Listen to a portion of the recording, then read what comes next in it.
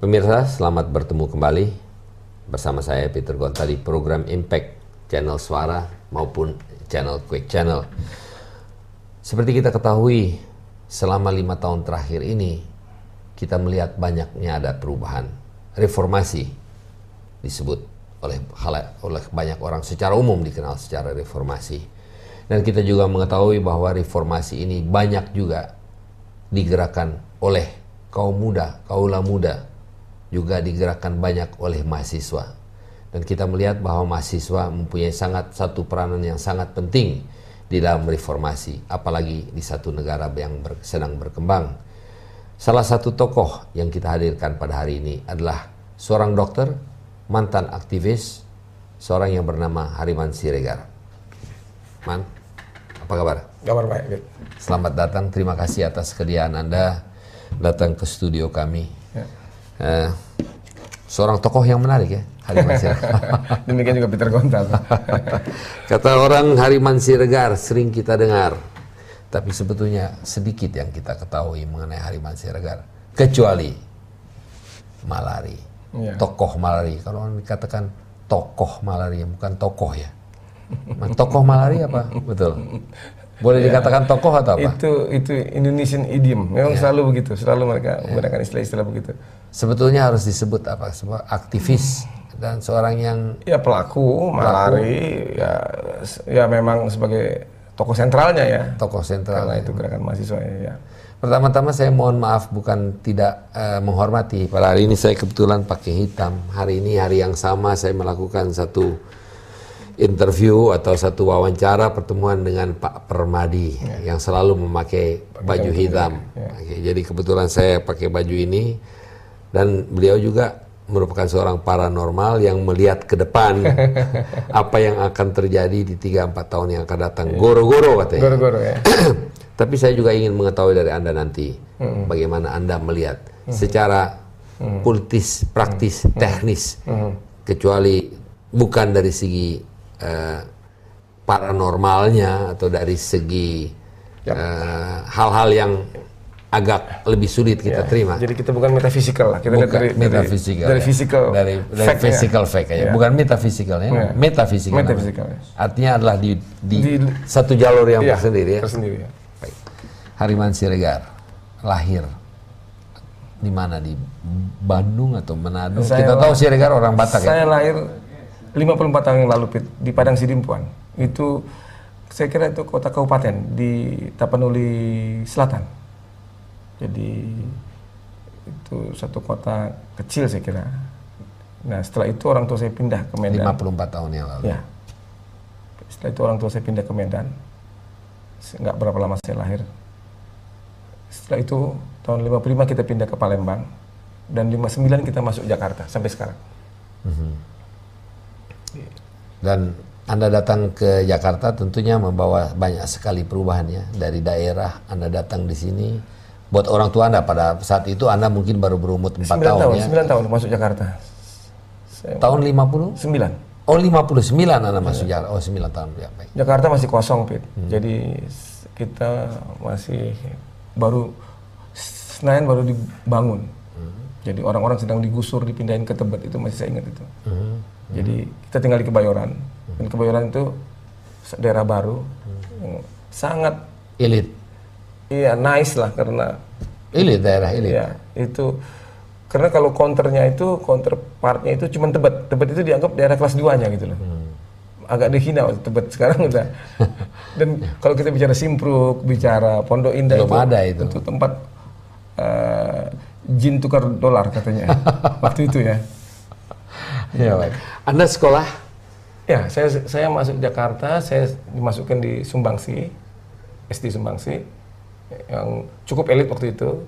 Sangat elit. Setelah itu saya masuk di Setiabudi ya? Ya, Setiabudi. Setelah itu saya masuk SMP 13 di Kebayoran. Setelah itu saya masuk SMA 3, SMA Teladan ya, di Setiabudi kembali. Dan tahun 68 saya diterima di FKUI, Fakultas Kedokteran Universitas Indonesia. Dan saya bisa selesai setelah 9 tahun, karena saya di penjara 3 tahun. Tapi sebelum kita berbicara masalah penjara, mungkin kita ingin mengetahui memang dari dulu memang orang Batak itu mempunyai, atau orang Tapanuli selalu mempunyai, apapun yang terjadi, anakku harus sekolah. Apapun yang terjadi, aku pun tak makan, anakku perlu sekolah. Itu kebanyakan orang Batak itu harus harus punya pendidikan, dan kita melihat pendidikan orang Batak termasuk salah satu yang tertinggi di antara waktu itu orang tua saya. Suku di Indonesia. Saya ingat sekali karena saya kan anak keempat dari 3 bersaudara, dari 7 bersaudara. Jadi kakak saya paling tua itu insinyur dari ITB, dan dia tidak membuat masalah. Anak tidak membuat masalah apa-apa pada orang tua saya. Tidak mau buat masalah buat orang tua. Tapi kakak saya yang nomor 2 dan nomor 3 selalu buat masalah. Tidak sekolah. Sekolah tapi berkelahi, dipanggil sama kepala sekolah orang tua saya. Tapi orang tua saya selalu bilang, kamu apapun harus tamat SMA. Karena waktu itu orang tua saya pikiran dia, tahun-tahun, saya masih ingat tahun-tahun 60-an, SMA cukup untuk menjadi direktur, menjadi apa sih, SMA cukup. Pegawai negeri udah cukup. Nah, karena itu saya ingat sekali, anak saya kan saya kirim 5 tahun ke Amerika. Dan pulang sampai krisis dolar itu saya pulang di 97 karena saya nggak punya uang lagi. Tapi saya bilang sampai sini kamu mesti sekolah lagi, karena orang tua saya pernah bilang kita semua paling nggak SMA. Kalau sekarang saya naikin S1. Dan alhamdulillah tahun lalu dia baru lulus di Atmajaya S1-nya. Setelah itu kamu nggak usah sekolah lagi, nggak usah kerja pun nggak apa-apa, asal punya ijazah. Ini bagaimana orang Batak melihat ijazah itu pentingnya, Pit? Bagi Anda menjadi seorang dokter, apa itu keinginan orang tua atau keinginan Anda sendiri? Saya sendiri. Jadi apa yang membuat Anda ingin menjadi seorang dokter? Sebenarnya yang saya gagal itu kita kan udah 54 tahun, jadi kita boleh buat refleksi ke belakang. Yang saya gagal cuma satu, nggak sempurna jadi dokternya, Pit. Saya nggak pernah punya karena cita-cita saya dulu, saya punya jadi dokter tuh di kampung, Pit.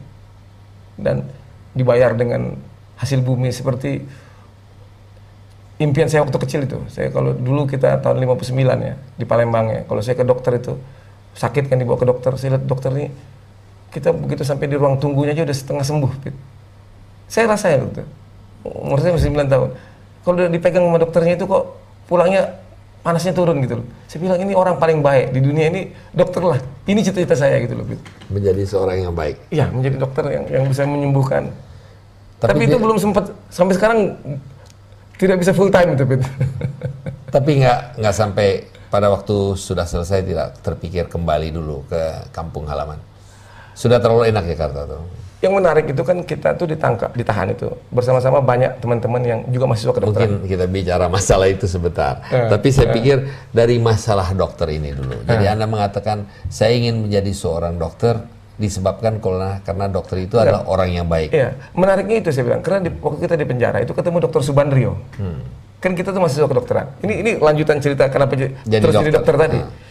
Beberapa teman-teman sudah kita di penjara itu, kita kan sudah semi art semua kan. Karena kita ditahan itu sudah dokteran med. Jadi setengah dokter lah, kalau semi arts kalau zaman dulu tuh. Nah, kita itu sebagian voting di penjara, kita nggak mau sekolah lagi. Karena lihat ada Marsilam juga kan, ini dokter juga nggak praktek gitu loh, jadi kita nggak mau sekolah lagi. Bandrio yang bilang sama saya, mesti selesaiin sekolah gitu loh. Karena dia merasa kalau kamu nanti nggak sekolah, dia ingatkan teman-temannya dia yang nggak sekolah karena revolusi. Rupanya orang seperti Bandrio itu temannya itu adalah Sujatmoko, Subadio, itu semua adalah drop out dari Stovia, jadi sekolah kedokteran yang dulu. Jadi Bandrio ingatkan pada saya, waktu revolusi selesai tahun 45, anak-anak ini nggak mau sekolah terus, man. Saya sekolah terus sampai saya jadi dokter bedah, dan saya akibatnya, menurut Bandrio, dan itu saya pilih dia. Karena itu saya juga terusin sekolah. Itu lebih bisa bergaul dengan teman-teman saya yang dokter daripada Sujatmoko dan lain-lain yang karirnya juga sangat hebat. Sujatmoko itu menjadi rektor di Universitas PBB, very prestigious position itu. Tapi menurut Bandrio, kalau dia nggak jadi dokter dia nggak bisa menang sama saya gitu loh. Jadi Jadi menyelesaikan itu sesuatu ya. Di samping keinginan untuk menjadi orang yang baik yang bisa menyembuhkan orang tanpa hanya dengan memegang. Ya, itu dia. Baik, Hariman,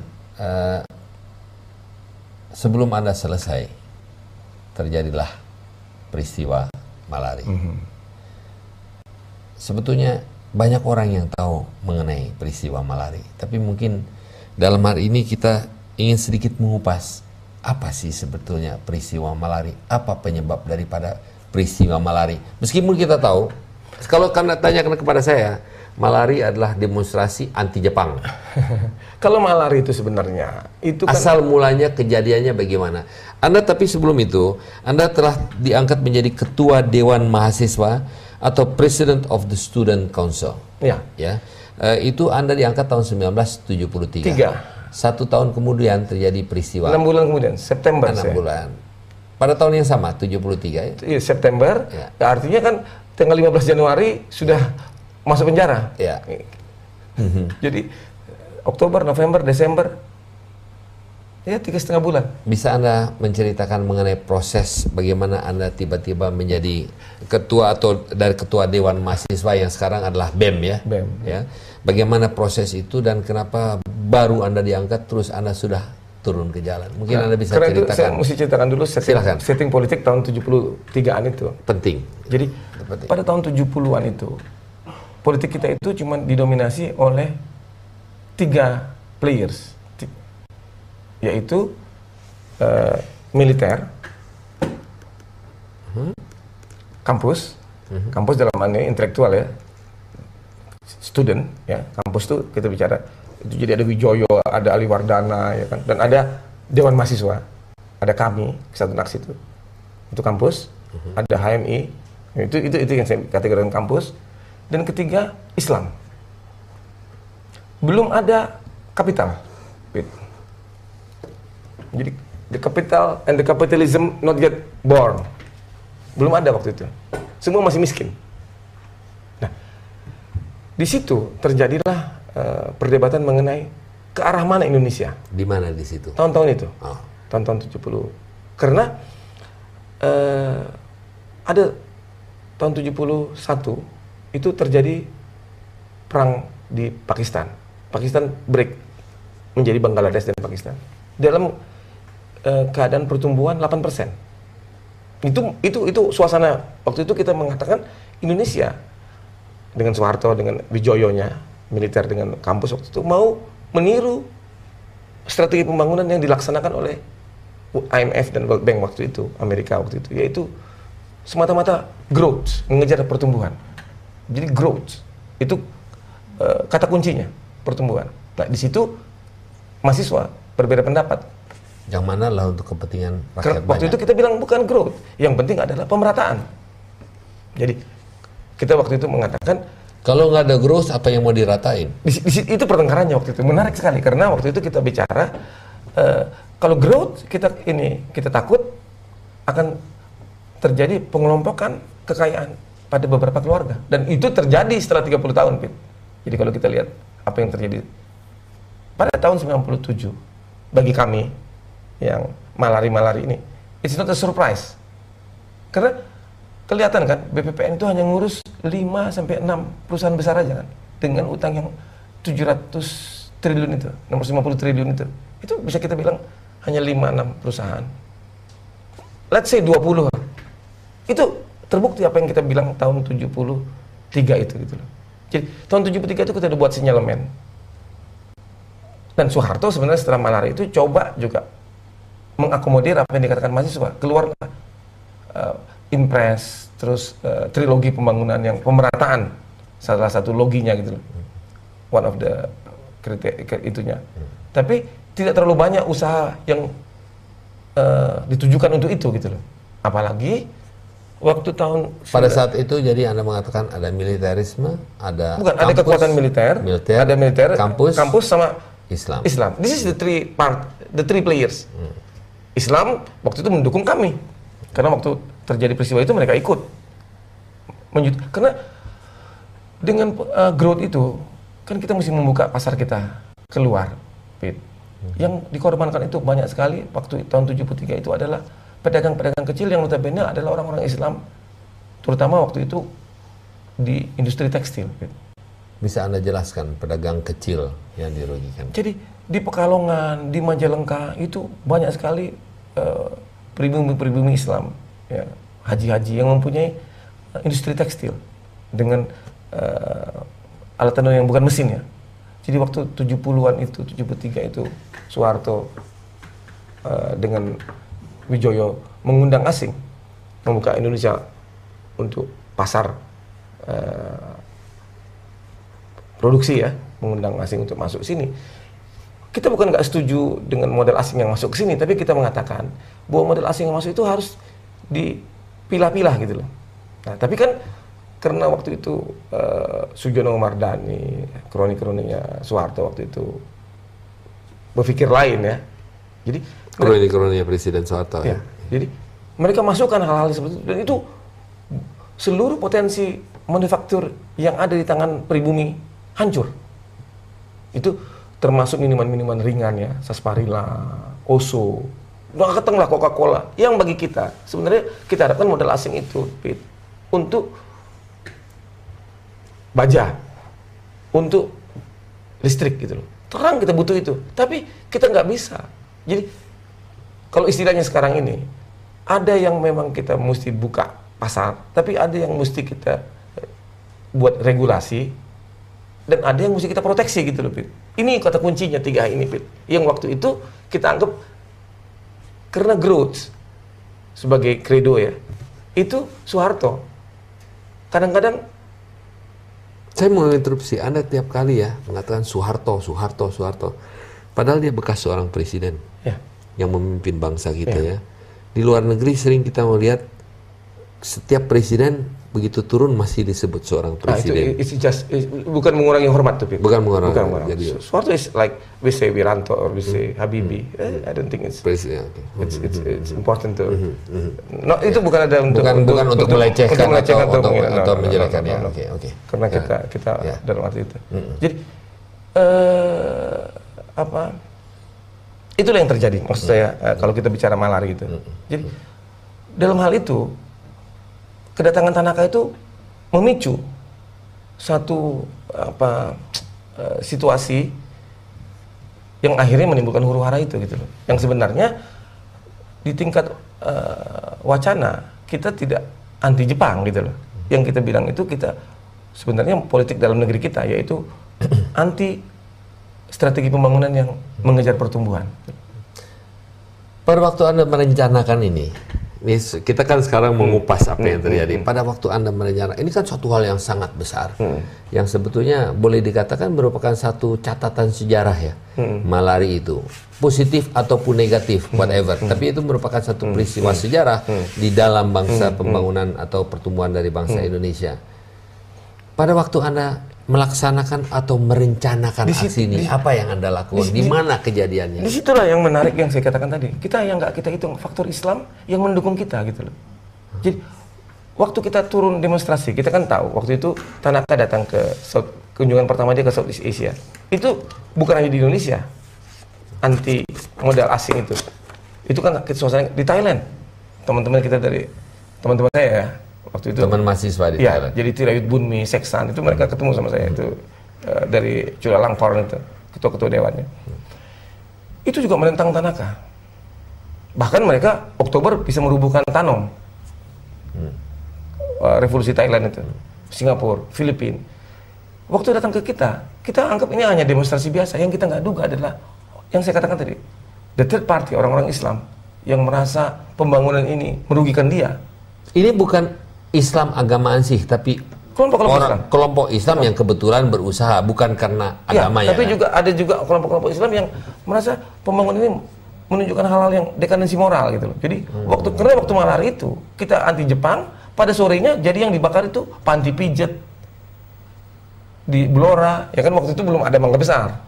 Jadi setting tahun 73 itu panti pijat itu hanya di Blora. Jadi kita lihat kan yang diserang itu satu-satunya mall hanya Senen gitu loh. Jadi itu dianggap simbol-simbol yang merugikan rakyat kecil gitu loh. Dengan adanya mall itu, mereka terpaksa keluar dari pasar situ kan. Kalau sekarang Senen sudah kembali diduduki orang-orang kecil karena di depan pasar itu orang udah boleh jualan kan. Waktu itu bagi Ali Sadikin misalnya mall itu ya sakral dong, jadi orang mesti diusir kan. Dan itu yang saya mau katakan tadi, kalau malari itu sesuatu yang even me surprise dengan intensitas yang begitu. Jadi waktu api di mana-mana, saya ingat sekali tanggal 15 Januari itu, saya sore sudah di UI, itu Senin terbakar, orang datang ke mencari saya, jadi nggak tahu yang dihadapi saya. Mana Pak Ariman, tolong tenangin. Saya sambil ketawa. Nanti saya kasih tahu, saya bilang. Anda berada di Salemba? Saya di Salemba, sampai sore. Dan Anda penggerak ya tapi kan? Apa enggak? Karena memang banyak ya, ada Pak Doro Jatun, Adnan Buyung Nasution, ada Fahmi Idris, ya, ada Theo Sambuanga. Itu kan saya tokoh sentralnya. Saya adalah orang yang mengatakan selalu setelah saya dipilih ketua dewan, kita dalam program pertama mahasiswa Indonesia, karena waktu itu UI is Indonesia gitu loh, Universitas Indonesia is Indonesia, adalah meminta pemerintah untuk merubah strategi pembangunannya gitu loh. Itu karena bagi kita waktu itu kita mendapat warisan kan sejak tahun 70-an sudah ada demo-demo dari senior saya Arif Budiman, Sahrir itu kan, anti korupsi, anti taman mini, proyek-proyek. Jadi waktu saya menjadi ketua dewan itu saya bilang, I promise you kita akan lanjutkan perjuangan ini gitu loh. Bagi kita itu betul. Mahasiswa yang mengangkat Soeharto menjadi presiden dan kita juga bisa menjatuhkan dia jadi presiden. Itu sombongnya kita, Pit, waktu itu, Pit. Alhasil bukan kita yang jatuhin dia, kita yang dipenjara, Pit, sampai 3 tahun. Tapi jadi Anda masuk penjara dan Anda pun kaget masuk penjara atau Anda memang sudah mengantisipasi itu? Waktu Ruara itu ya udah tahu. Nah, pasti Anda akan masuk. Pasti, ya. Ada proses pengadilan? Pak, ada proses pengadilan. Dan Anda dijatuhkan hukuman mati berapa lama? Atau hukuman penjara berapa lama? Saya vonis 6 tahun. 6 tahun penjara. Tapi secara saya total 3 tahun. menjalankan hukuman 3 tahun. 3 tahun. Di dalam penjara. Di dalam penjara. Full. 3 tahun. Pertanyaan, pada waktu ini demonstrasi ini dilaksanakan atau mulai dikatakan di-set atau mulai direncanakan, apakah tidak ada intelligence yang mengetahui bahwa ini akan terjadi?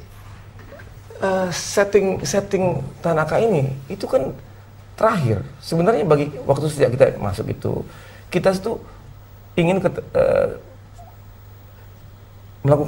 meminta pemerintah, kita bikin petisi. Setelah saya jadi ketua dewan, langkah pertama ialah kita bikin diskusi. Saya ingat ada Malik, PM Dia, Kosmas Batubara, saya sendiri, beberapa orang. Dan di situ kita bicara Indonesia. Ada Julius Usman, Yaptiamhin. Ya itu semua hadir, tapi pembicaranya itu. Dan di situ kita bicara Indonesia. Apa Indonesia ke depan? Dan di situ kita bilang, kita putuskan kita bikin kita akan buat petisi ke pemerintah. Yaitu tadi, 1, petisi 24 Oktober kita sebut. Karena sebenarnya petisi itu mau petisi 28 Oktober, Sumpah Pemuda. Tapi karena 28 Oktober itu Lebaran kalau nggak salah, tahun 73 itu 27 Oktober. Kita mesti percepat. Ya kita bikin tanggal 24 Oktober, upacaranya itu. Nah, kita ke Kalibata, Taman Pahlawan, kita deklarasikan petisi kita itu. Yaitu meminta pemerintah untuk merubah strategi pembangunan, tidak mengejar pertumbuhan, tapi pemerataan kemiskinan, dan anti kebodohan. Kedua, kita minta supaya hukum ditegakkan. Ketiga, kita minta pendidikan ditambah anggarannya. Ini 3 tuntutan yang sebenarnya kalau sekarang dituntut lagi itu 30 tahun yang lalu. 30 tahun. Petisi 24 Oktober itu. Dan kita diterima oleh Soeharto pada tanggal 11 Januari. Saya diterima oleh Presiden Soeharto di Binagraha tanggal 11 Januari. Presiden Soeharto memberi waktu. Memberi waktu. Karena saya datangin 4 hari sebelum saya tangkap. Sebelum demo apa sebelum ditangkap? 15 Januari saya udah ditangkap. Jadi saya 11 Januari 74 itu di Binagraha, itu hari Jumat saya ingat. Pak Harto, Sudarmono sebelah kiri, dan saya paling kiri dengan saya membawa 34 ketua-ketua dewan yang minta pada saya supaya dibawa ke Pak Harto. Dan di situ kita bacakan petisi itu dan Pak Harto memberikan kita buku GBHN dan berjanji akan mengkompromikan lah GBHN dengan tuntutan kita. Jadi yang saya mau katakan, Pit, Pertama, Anda keluar dari Binagra ada rasa puas pada saat itu atau tidak? Kurang. Saya waktu keluar dari Binagra itu rasa seperti kan kita selalu melihat menteri-menteri keluar dari Binagra di interview, saya seperti itu gitu. Tapi itu I'm joking. Tapi betul-betul ya seluruh Indonesia lihatnya Dr. Hariman. Hariman masih belum. Jadi maksud saya begini. Yang saya mau katakan itu, Pit, kita tuh tidak ada rencana mau bikin pembakaran itu 15 Januari itu. It's really by accident. Ini saya mau cerita panjang lebar ini untuk penting ini. Untuk menceritakan, untuk kamu bisa bayangin bahwa how come we can kalau bicara mau setup ini gitu loh. Tapi yang nggak kita sangka adalah Tanaka akan datang tanggal 15 Januari. Kita tahu. Nah, tapi setelah pulang dari situ, mahasiswa banyak yang menurut saya ini saya ya agak cemburu sama saya, ketua-ketua dewan lain, karena mereka tanggal 11 Januari juga sudah siap mau bakar patung-patung Tanaka. Saya diundang, terutama oleh saudara saya ini, Remi Laimena ini, ketua Dewan UKI ini. Jadi saya lihat, saya mesti datang juga. Jadi dan dari Unpad juga datang. Di mana Remi sekarang? Ada. Dokter juga lagi. Dokter. Jadi, dia datang semua. Nah, dari Unpad, bahkan saya ingat saya yang nampung mereka. Jadi saya tahu, oh jangan Hariman ini udah diterima Soeharto dia berhenti gitu loh. Mungkin jadi menteri nih. Iya, jadi itu juga terasa. Jadi terasa. Mereka mengatakan, wah ini udah ketemu Pak Harto, Presiden Soeharto, sebentar tapi lagi. Tapi this is my feeling ya. Ini. Saya kan bisa ngerasa dari karena Anda kan dekat sekali dengan Remi. Bukan, body language teman-teman saya kan agak gimana sih, Pit, kalau kamu ini sudah. Terus. Nah, jadi dan karena itu saya bilang nggak ada masalah. Tanggal 15 Januari tetap kita demonstrasi. Padahal saya tanggal 12 itu sudah dikirim undangan dari Binagraha untuk bertemu Tanaka. Tanggal 15 di istana. To prove that saya tidak mau itu, saya robek-robek undangan di depan anak-anak gitu loh. Bahwa kita tidak mau dipecah belah, hanya mengundang saya dengan dari UI dan dari ITB, cuma 2 kampus. Oh, jadi ada yang mengatakan, wah Hariman udah berat ini. Dia udah mulai ketemu dengan Pak Harto, sekarang mau ketemu dengan Pak Tanaka. Jadi saya bilang kita akan berdialog membawa massa. Kita tidak mau ketemu Tanaka, kita akan bawa semua massa nyerbu istana kira-kira gitu untuk membilang sama Tanaka kita tidak senang dengan robek. Pembangunan pembangunan kapitalisme dengan di mana Jepang masuk dengan model asing peranan yang luar biasa besar. Yang untuk hal-hal yang menurut saya merugikan Indonesia gitu loh. Karena tadi tekstil, ikan, yang kita mampu dengan kekuatan sendiri sebenarnya gitu loh. Anda yakin waktu itu? Oh iya, karena yang saya bilang kan mertua saya kan seorang ekonom yang sangat tangguh dan penasihat Soeharto juga kan. Jadi sebenarnya bagi kita kalau tekstil itu pindah ke sini, Pit, waktu itu mesti, karena polusinya terlalu tinggi di Jepang gitu loh. Jadi kita nggak takut, Pit. Kalau itu kan saya kecil dari briefing gitu loh. Baik, terus pada hari Anda sebetulnya sama sekali tidak ada rencana untuk membakar? Nggak ada, jadi kita... Siapa yang mulai membakar sebetulnya? Itu saya katakan tadi, jadi menariknya, waktu kita sampai kita keluar dari UI jam 9, jam 10, kita jam 12 sudah sampai di Trisakti. Karena kita kan ke istana, karena istana di blok. Jadi kita putuskan kita ke Trisakti. Lewat Harmoni ke Trisakti. Dan itu seluruh masa ikut ke Trisakti. Berapa ribu kira-kira itu Hariman dulu? Waktu itu semua kita keluar dari UI nggak banyak 400, tapi di jalan tuh udah semua ikut deh, ribuan gitu. Seperti pawai aja. Yang kita nggak nyangka itu rupanya anak-anak SMA ikut-ikutan dari Budi Utomo, dari STM penerbangan, dan itu mereka bentrok sama polisi di sekitar Istiqlal. Jadi kalau kan istana ditutup semua. Kita kan datang dari Raden Saleh kan. Terus jalan depan Hotel Borobudur Kanisius itu kan lewat Kanisius kan ke depan DKI kiri. Lewat Cikini kan. Cikini ya. Itu udah diblok kan sama tentara seluruh. Tapi kan dari ada, seluruh. Tapi yang dari Budi Utomo rupanya dia dibuang ke arah Pecenongan. Di situ terjadi ribut-ribut dan mereka mulai membakar toko-toko di Pecenongan. Siapa yang mulai membakar? Mahasiswa. Saya dengar waktu kita di Trisakti sudah mobil semua dibuang ke kali situ udah, mobil Jepang dan. Yang Anda pernah mengetahui siapa yang memulai itu? pasti mempunyai informasi kan? Ya setelah kita di dalam penjara, kita ketemu dengan ada 1.000 orang ditangkap, yang bukan tokoh ya, yang tokoh kan 52 orang. Dan kita ada yang termasuk Theo Sabuanga, Doro Jatun, Adnan Buyung, Pak Sarbini, Subadio, Remi Lemena, Fahmi Idris, Julius Usman, penuh lah. Yopi Lasut semua. Nah kan kita ketemu orang-orang biasa yang ada ribuan ditahan juga, ada 800 sekian orang ditahan, yang bakar-bakar itu ternyata yang saya bilang tadi, itu kekuatan-kekuatan dari kelompok-kelompok Islam yang merasa mahasiswa ini mesti dibantu gitu loh. Jadi sampai kita bilang, kok bantunya bakar? Ya itu kita tahunya itu gitu loh. Jadi bukan dari pihak mahasiswa sebetulnya, tapi sebetulnya mereka yang mensupport. Dan banyak sekali itu yang ternyata itu dari GUPI. GUPI itu organisasi yang dibuat oleh Ali Murtopo untuk menampung DITI dulu. Ya, mereka rupanya juga tidak banyak yang mengetahui itu. Ada bukunya. Ada bukunya mengatakan bahwa sebetulnya bukan mahasiswa yang mulai membakar. Ada bukunya. Jadi kalau buku Pak Mitro terakhir ya sudah diungkap oleh Pak Mitro dalam buku Pak Mitro terakhir. Jadi salah tangkap. Bukan salah tangkap, Pak Mitro sebelum meninggal bikin saya suratnya simpan di peti besi saya. Saya mohon maaf Hariman, dia bilang. Apologize dengan bikin buku itu. Karena setelah saya di luar baru saya tahu bahwa kamu bukan kalian yang bakar-bakarin itu. Sesudah Anda ditahan 3 tahun.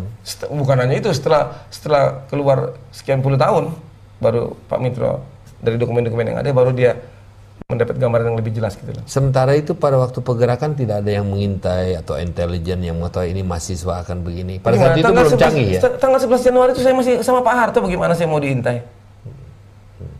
Jadi ini sangat spontan dan sporadis, Tanggal 20 Desember itu saya masih dapat undangan dari Ali Murtopo untuk ikut dia perjalanan dia ke Palembang. Sebenarnya kalau itu 20 Desember. Dan sebelumnya ada Malik itu kan Menteri Luar Negeri masih datang ke UI kok. Kita business as usual. Betul-betul normal. Anda masuk di dalam tahanan, ketemu dengan Dr. Subandrio dan ketemu dengan banyak tokoh yang lain yang juga ditahan. Antara lain juga ada tokoh-tokoh yang sekarang masih tetap merupakan tokoh-tokoh yang sangat vokal dan di dalam bidang politik. Apakah ini merupakan dari mahasiswa mereka yang menjadi pimpinan di dewan-dewan mahasiswa itu pada akhirnya menjadi tokoh-tokoh politik? Oh ya, kalau itu kan kita kan kredo kita dulu, student today, leader tomorrow. Student leader today, student forever. Anda termasuk yang mana, Hariman? Iya, that's why I'm a student forever itu. Tadi sebelum kita mulai Anda bicara-bicara dokter yang aktivis. Masih merasa aktivis? Itu yang nggak bisa saya lari gitu loh. Itu yang saya bilang dari tadi. Saya akhirnya disibukkan dan nggak bisa lari dari tanggung jawab itu. Hampir semua orang. Jadi kalau kita bicara aktivis, mulai dari nanti saya dianggap boasting ya. Jadi Heri Ahmadi, Rizal Ramli, sampai ke Dita Indasari, Jumhur. Waktu mereka mahasiswa selalu datang ke saya gitu. Dan selalu saya sebagai spiritual father mereka gitu loh. Spiritual advisor paling enggak. Dalam apapun yang mereka rencanakan atau sampai mereka nanti akhirnya juga seperti sekarang mereka juga tidak bisa melawan saya gitu loh. Kayak Heri Ahmadi misalnya dia ikut PDIP juga dia apa Hariman gitu loh. Bram Zakir misalnya apa Hariman gitu loh. Tapi ada semua itu ada ceritanya di mana mereka datang kepada saya karena saya dianggap orang yang mesti didatangi sebagai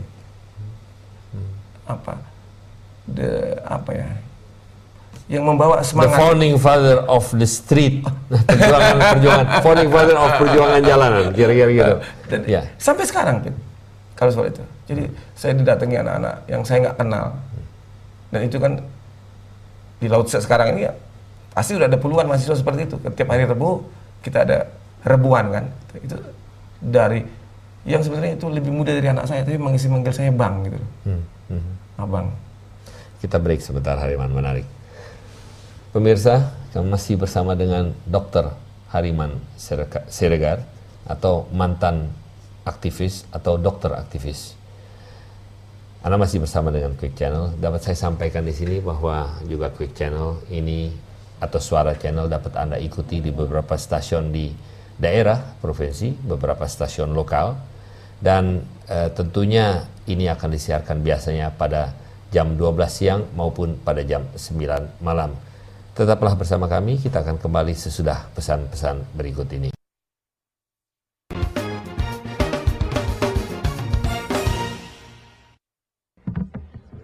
It is the sound of midnight, the sound of blue, of passion.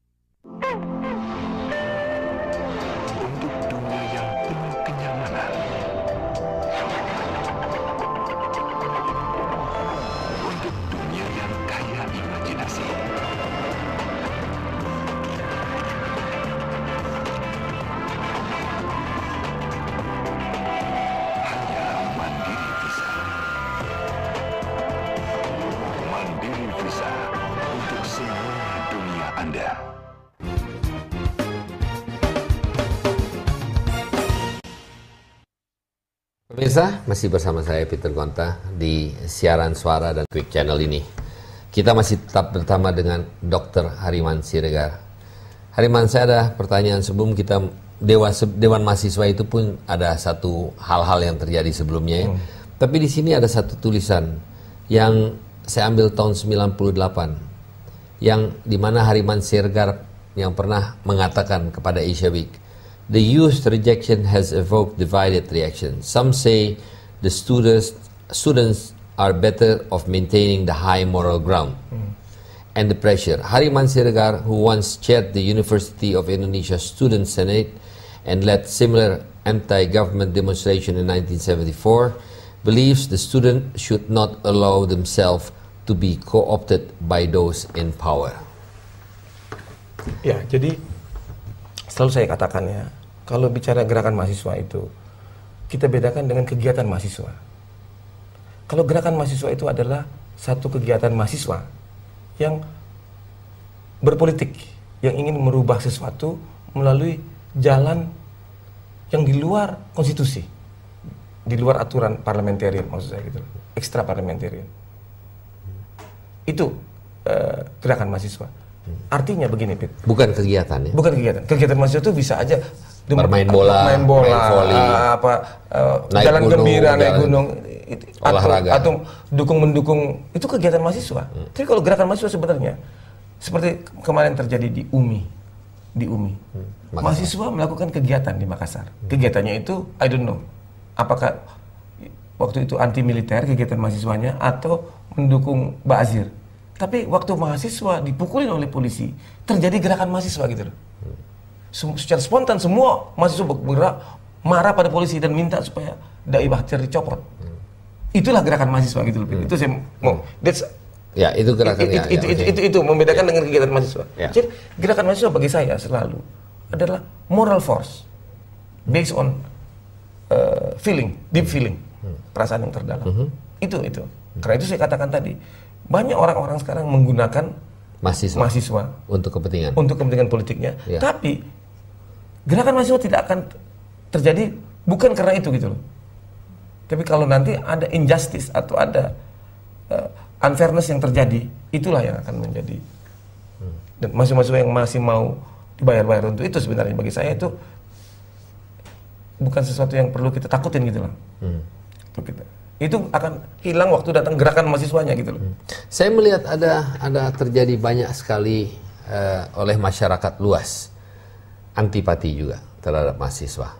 Oleh karena mahasiswa pada waktu demonstrasi, kalau udah hasilnya udah dapat, semua akan bilang wah hebat, terima kasih mahasiswa. Tapi kalau begitu tiap kali kenyamanan orang, sehingga mahasiswa sekarang sedikit mendapatkan credential atau mendapatkan julukan-julukan yang berbeda. Wah, ini kalau kita lihat mahasiswa, orang langsung mengatakan mahasiswa demonstrasi, siapa lagi yang bayar nih?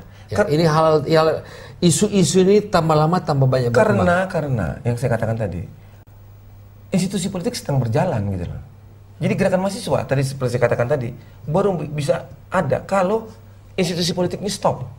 Jadi kalau eksekutif sudah ngaco, legislatif impoten, yudikatif juga nggak berdaya, pers bungkem. Nah disitulah gerakan mahasiswa gitu loh. Kalau belum sampai situ, gerakan mahasiswa itu always akan menjadi kegiatan aja gitu loh. Jadi, enggak, yang saya menanyakan tadi ada mendapatkan persepsi dari masyarakat bahwa mahasiswa pada saat ini apapun di demo. Ya, dan itu saya kira saya bisa menangkap apa yang yang dirasakan oleh masyarakat itu, karena masyarakat tunggu dulu dong, kamu itu nanti kalau krisis baru kamu turun gitu loh. Mereka tuh maunya mahasiswa itu turun. Pada waktu udah nggak ada jalan buntu. Itu yang saya mau katakan. Padahal tapi sekarang banyak sekali belum ada apa-apa udah langsung turun. Tapi itu kan bagaimana pendapat Anda mengenai masalah itu? Itu kan nanti kelihatan dari dukungan yang diberikan oleh masyarakat kan. Jadi masyarakat pasti akan diam saja melihat kegiatan seperti itu.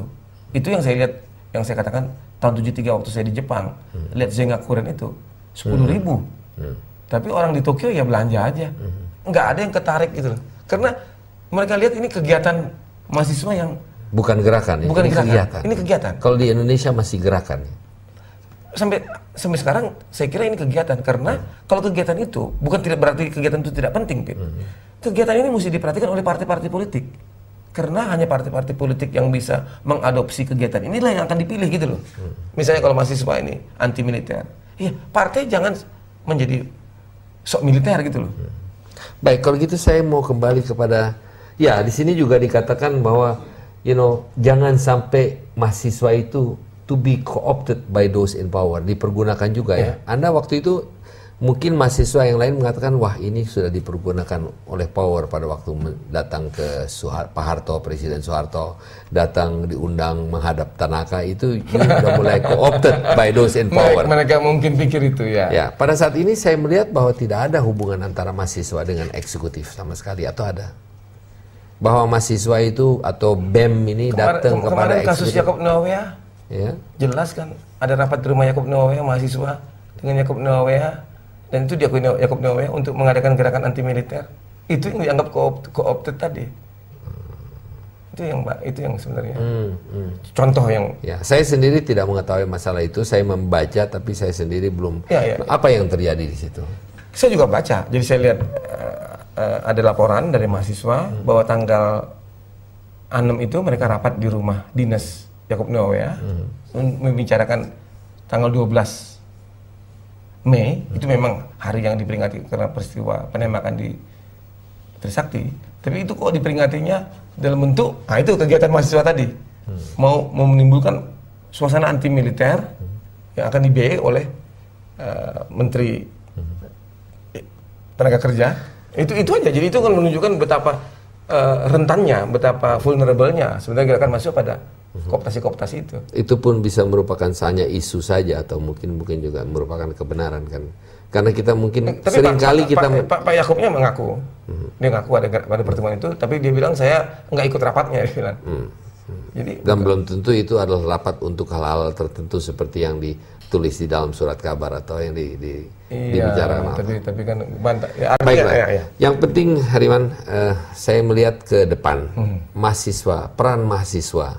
Anda sebagai seorang tokoh aktivis dan masih muda lagi kelihatannya dan masih dianggap tetap mahasiswa saja terus. Bagaimana Anda melihat peran mahasiswa di masa yang depan dalam hal gerakannya atau dalam hal memakai intelektualitas, atau haruslah kita itu mahasiswa turun ke jalan dengan berbagai macam-macam cara atau dengan kekerasan ataupun itu bisa dilakukan dengan hal yang lebih damai? Saya kira kan sejarah gerakan mahasiswa seperti saya katakan tadi, kalau semua institusi macet, mahasiswa akan tampil. Itu adalah sejarah Indonesia gitu. Jadi itu belajarlah dari sejarah. Nggak bisa kita bicarakan. Tapi yang saya mau katakan tadi, kalau Indonesia sudah demokratis seperti sekarang, paling tidak ada kebebasan, ada partai-partai politik yang melaksanakan fungsi-fungsi politik tadi, bukan berarti mahasiswa kehilangan peranannya gitu loh. mungkin dia nggak akan bisa jadi gerakan, tapi dia yang saya katakan tadi bisa membuat agenda-agenda untuk partai-partai ini gitu loh, untuk rakyat memberikan masukan kepada partai-partai sebetulnya apa yang supaya rakyat mengerti. Anda merasakan ada demokrasi sekarang? Ya. Dan di situ saya melihat gerakan masuk, tapi belum mindsetnya belum berubah gitu loh. Jadi mereka seharusnya di situ. Jadi yang saya mau katakan ya, Pit, kita kan bisa melihat apa yang terjadi di Amerika misalnya. Amerika waktu perang Vietnam itu gerakan masuk keluar. Karena something to do with current affairs, semua sudah menyetujui Vietnam War. Ya mahasiswa bilang kita subjeknya nggak apa, mesti Ken University dan lain-lain. Tapi setelah itu bukan berarti gerakan mahasiswa itu nggak penting gitu. Maka tetap penting dalam arti membuat agenda-agenda yang saya bilang tadi mengenai human right, mengenai lingkungan bersih, mengenai many thing lah yang mereka pencurian ikan, bukan gender itu kan itu mahasiswa kan. Kenapa sih kita termasuk sebetulnya banyak yang bisa diperjuangkan oleh mahasiswa secara intelektual ya. Memang harus karena mereka yang mempunyai masa depan dong. Nggak mungkin masa depan kan diukir oleh mahasiswa dong. Betul. The young has to be membilang pada kita semua kita mau ini, dan itu mereka mesti tunjukkan dalam nanti kalau dalam demokrasi dalam votingnya gitu loh. Tapi agenda itu mesti keluar dalam bentuk-bentuk happening arts yang lucu-lucu gitu loh, bukan lagi dalam bentuk-bentuk yang baik. Saya ingin menanya Hariman Siregar. Kita melihat di sini Doro Jatun, Profesor Dr. Doro Jatun, Menko Ikuin. Kita melihat Theo Sabuanga pernah menjadi menteri, sekarang salah satu ketua atau tokoh di Golkar. Kita melihat Fahmi Idris, tokoh di Golkar. Kita melihat Julius Usman, tokoh di PDI. Hariman Siregar. Saya ini istilahnya kita ini adalah orang-orang tahan lintasan sejarah. Maksudnya? Always there, here and everywhere gitu loh. Jadi seperti musik Beatles itu. Kalau bagi saya sebenarnya yang penting tadi bukan status formal dalam bentuk struktural tadi ya. Karena di Indonesia sebenarnya, Pit, yang kita hilang ini kan politik. Pit. Sebenarnya yang kita nggak punya politik, yang ada itu hanya institusi. Kita nggak punya politik. Nggak, ada institusi, ada kultur. Jadi seperti misalnya, Pit, kalau kita lihat Gus Dur, yang ada kan cuma institusi sama kultur kan. Politiknya nggak ada kan. What's the politik? Yang ada, PKB, NU, Hasyim Mujadi. Tapi garis politiknya apa garis dan kulturnya politik? Ada kiai ini, kesetiaan, itu culture. Where's di politik gitu loh. Garis politiknya nggak ada. Semua di PDIP juga ada institusi, ada partai. Tapi yang sisanya kalau kita dalam masuk situ adanya nggak, yang ada cuma budaya tadi. Ikut ibu, jangan kasar sama ini. Di politiknya mana? Kenapa seorang Hariman Siregar tidak ya memang antara lintas zaman, tapi kenapa tidak seorang Hariman Siregar kemarin ikut dalam pemilihan untuk menjadi anggota legislatif? Karena itu tadi nggak ada politiknya gitu loh. Yang ada tadi. Tapi bukan Anda dengan berpartisipasi itu akan bisa membuat atau tidak paling tidak memperjuangkan sehingga adanya politik. Ya itulah yang kita lakukan sekarang dengan di dalam melalui satu jalur yang informal. Ya. Karena memang hanya di situ ada politik. Karena kalau kita menginstitusikan ini, Pit, melembagakan ini, yang ada nanti institusi tadi, pelembagaan seperti Bang Buyung dengan LBH-nya gitu loh. Setiap tahun Bang Buyung tuh capek karena ketua-ketua LBH itu nggak mau diganti selalu gitu loh. Senang kedudukan itu. Selalu gitu. Jadi politiknya mana gitu loh.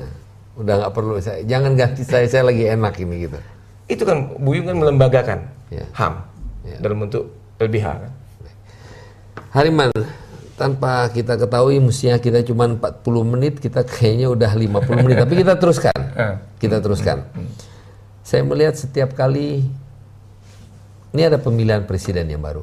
Jadi mungkin pada tanggal 4 Juli kita sudah mengetahui presiden 5 kita yang baru. 5 Juli voting days. Yes. Saya kira 6 Juli udah tahu kita. 6 Juli kita sudah mendapatkan kira-kira perasaan kapan Saya atau kira siapa hampir pasti. Karena 6 presiden. Juli itu, Atau kalau ada ronde kedua, ya. mungkin bulan September. Jadi artinya kemungkinan kita akan mempunyai presiden yang baru, atau mungkin kita masih pemerintahan yang sekarang yang lama, yang akan meneruskan siapapun yang meneruskan. Kira-kira sesudah berapa lama perlu kita jatuhkan pemerintahan yang baru itu? Jadi kalau besok ada pemerintahan baru, kita kasih 100 hari, terus langsung jatuhkan lagi. Saya kira kita bicara 100 hari. Kalau 100 hari mereka nggak berhasil, jatuhkan aja gitu. Pasti jatuh sendiri. Jangan, saya nggak mau bilang jatuhkan. Karena begini, Pit. Bagi saya, krisis ini sangat dalam gitu loh. Krisis ini. Jadi jangan anggap enteng krisis ini gitu loh. Jadi reformasi ini real. Karena ada krisis ini. We have to reform. Itu real. Kalau enggak, kita akan digulung oleh krisis ini. Jadi dalam krisis, Pit, teori itu nggak applicable. Semua teori. Jadi di situ dibutuhkan yang tadi.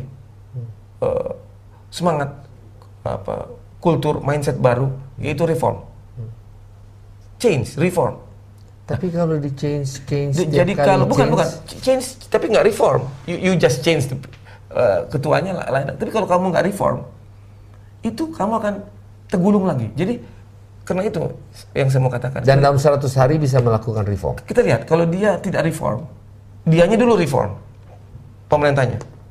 Reform dalam arti kata, mungkin Anda bisa memberikan satu contoh yang gampang bisa disimak oleh penonton kita atau masyarakat. Karena jangan sampai ada istilah-istilah yang sulit, yang susah kita simak. Misalnya, contohnya? Reform itu misalnya begini, dia mesti bergerak cepat tanpa halangan. Untuk apa? Ambil satu contoh. Katakan ada kasus korupsi, ya kan? Dia nggak bisa lagi mengatakan bahwa ini belum ada undang-undangnya. Dia mesti berani, ya kalau belum ada undang-undangnya, paling nggak saya ambil risiko, karena saya presiden, ada extra power pada saya, kita tangkap dulu. Nanti kita lihat apa reaksi orang gitu. Kalau dia nggak berani melakukan reformasi itu, langkah-langkah seperti ini. Bukan reformasi, mengambil actual step atau keputusan yang segera. Itulah reform tadi, karena sekarang ini kan semua, mulai terutama Megawati, selalu berlindung. Presiden Megawati. Iya, berlindung. Seakan-akan selalu kurang aturan gitu loh. Padahal sebagai presiden, kamu cukup aturan. Ada, kenapa nggak teroris di sini? Oh, aturannya kurang. Kenapa korupsi belum di ini? Saya nggak tahu dari mana mulainya, aturannya kurang gitu loh. Penyeludupan, saya juga nggak tahu. Everything. Jadi selalu kalau ada kasus, minta supaya dibuat aturan baru. Nggak bisa itu. It means you don't reform. Kamu masih orang lama. Sangat benar. Jadi justru Anda sebetulnya jelas ini mengatakan apa yang kita inginkan di dalam pemerintahan yang baru, agar supaya tidak mahasiswa atau jangan sampai menjatuhkan. Karena saya lihat tidak efektif satu pemerintah. Setiap kali 1 tahun dijatuhkan, 2 tahun dijatuhkan. Kalau dia nggak reform, tapi itu bukan mahasiswa yang jatuhin, situasi, kondisi objektif. Jadi kalau nggak reform, yang saya katakan krisis ini reform dalam action ya, dalam action. Bukan karena segala macam reform telah dilakukan, tapi actionnya itu nggak ada dong, ya kan mindset. Jadi reform itu di diri kita yang paling susah, Pit. Jadi itu yang saya selalu katakan dari dulu kan, Pak Harto, ya, selalu kan mau bicara efisiensi, bicara peningkatan produksi, ingat nggak dulu? Selalu yang dilakukan itu di luar level manusianya gitu loh. Selalu pre-produksi atau post-produksi, Pit. Jadi pre-produksi, bunga diringankan, ini diringankan gitu loh. Post-produksi, pelabuhan bebasin gitu loh. Kapal masuk nggak usah apa ikan langsung beranak, Pit? Apa ikan bisa baca aturan? Apa kopi langsung berbuah, Pit? Itu kan masih orangnya ngasih pupuk. Reform itu, Pit. Kalau nggak ada pemimpin yang nanti melakukan reformasi dalam bentuk dirinya dulu mulai. Saya harapkan dia itu jangan lagi dengan seremoni-seremoni ini gitu loh. Dan jangan terlalu melayani aturan-aturan yang sebenarnya sudah kamu bisa hilangkan itu gitu. Jadi pakai action ya. AKSYAN, action, bukan ACTION ya, action. Itulah maksudnya reformasi, the real reformasi. Formnya, not only form of the aturan. Sangat jelas. Apa yang Anda katakan di sini merupakan tentunya ini merupakan satu hal yang mungkin sangat baik untuk bisa dilihat oleh pemimpin-pemimpin kita di masa mendatang ini. Kalau nggak gitu percaya sama si Pit, nggak mungkin, Pit. akan terjadi kejatuhan-kejatuhan. Indonesia sudah reform masyarakatnya. Reformasi is still there gitu loh. Jadi kalau saya selalu bilang reformasi sebagai it bahasa Inggris nih, you cannot ask the it to go or to it is still there. You have to change according to it gitu loh. Jelas. Hariman, ya Anda 54 tahun, orang-orang seperti kita pada waktu batas usia seperti kita masih akan melihat Indonesia sejahtera.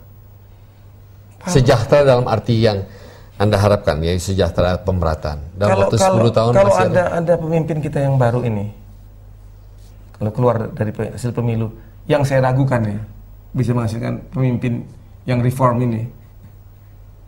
Tapi kalau ada, ya, yang mengerti ini, kita masih bisa mengharapkan Indonesia sejahtera. Karena kita masih bisa melihat kesejahteraan Indonesia. Karena orang-orang seumur kita masih bisa. Karena kita kan sebenarnya basically still okay. Ya kan? Ekspor kita masih ada PIT, $5 miliar. Ya kan? Even though apa? Negara yang cukup mendapatkan berkah. Komputer kamu masih jalan. Jadi teknologi infrastruktur still there gitu loh. Anda juga katakan infrastruktur yang dibangun selama masanya Presiden dengan Soeharto. utang-utang dulu itu sebenarnya modal ya. Ya. Walaupun sebenarnya itu bisa yang salahnya Soeharto ini kan itu selalu kosnya 30% atau 40% lebih mahal, itu aja yang sebenarnya nggak benar gitu loh. Ya. Itu aja. Jadi kalau ini bisa pemimpinnya ini change, kita akan insya Allah bisa menjadi satu negara. Saya nggak khawatir. Hariman, saya juga ingin menanyakan satu hal yang lain. Dokter, Anda masih praktek? Masih. Di mana? Saya ada klinik di Cikini, klinik kecil.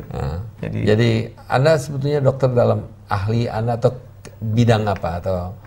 Cita-citanya sebenarnya jadi dokter umum seperti sekarang ini lah. Sekarang memang dokter umum. Ya. Anda praktek? Pernah praktek. Jadi sekarang ini saya cuman jadi kalau ada kawan-kawan yang sakit, jadi konsultan. Jadi konsultan politik, bukan konsultan medikal. Kesehatan juga. Untuk kesehatan. Jadi yang hilang itu touch hilang. Masih bisa suntik orang? Oh itu bisa. Itu bukan touch, itu skill. Touch itu hilang. Touch itu gini. Sebenarnya sebagai seorang dokter Pit, train membuat diagnosa tanpa bantuan laboratorium dan instrumen. Iya, bagaimana tuh Pak?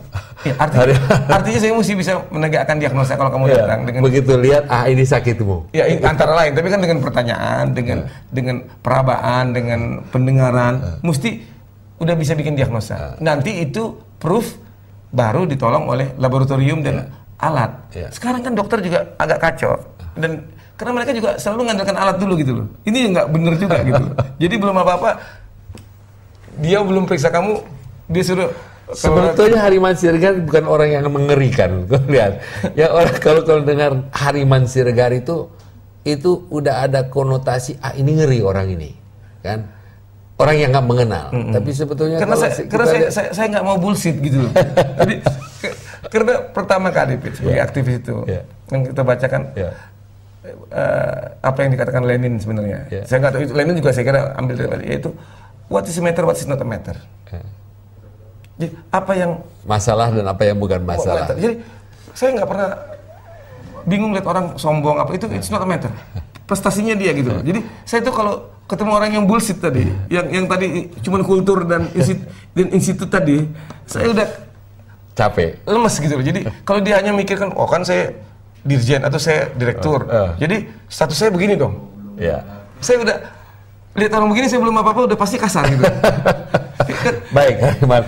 Saya paling tidak dari saya mengharapkan Anda akan berjuang terus. Oh iya, bukan karena kita bukan kita mau. Selama orang datang kita nggak bisa lari kan. Dan Anda masih mengharapkan perbaikan di negara kita. Mesti. Seorang pejuang abadi ya. Sisyphus kalau dalam cerita Sisyphus saya selalu bilang mahasiswa seperti itu. Angkat batu, lempar tanpa motif, tanpa tujuan, tapi terus. Mungkin itulah gerakan untuk kebaikan daripada keseluruhannya. Hariman, saya mengucapkan terima kasih kedatangan Anda di sini. Kita berbicara secara gamblang, Anda berbicara secara gamblang. Banyak pengetahuan yang saya dapat dari pertemuan saya dengan Anda. Saya ucapkan selamat pada Anda, Hariman. Demikianlah para pemirsa, mungkin waktu tidak cukup.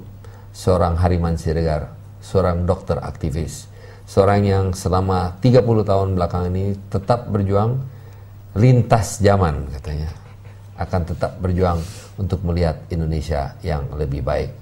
Demikianlah dari saya, terima kasih atas perhatian Anda, semoga kita cepat dapat berjumpa kembali di acara Impact yang berikutnya. Selamat malam.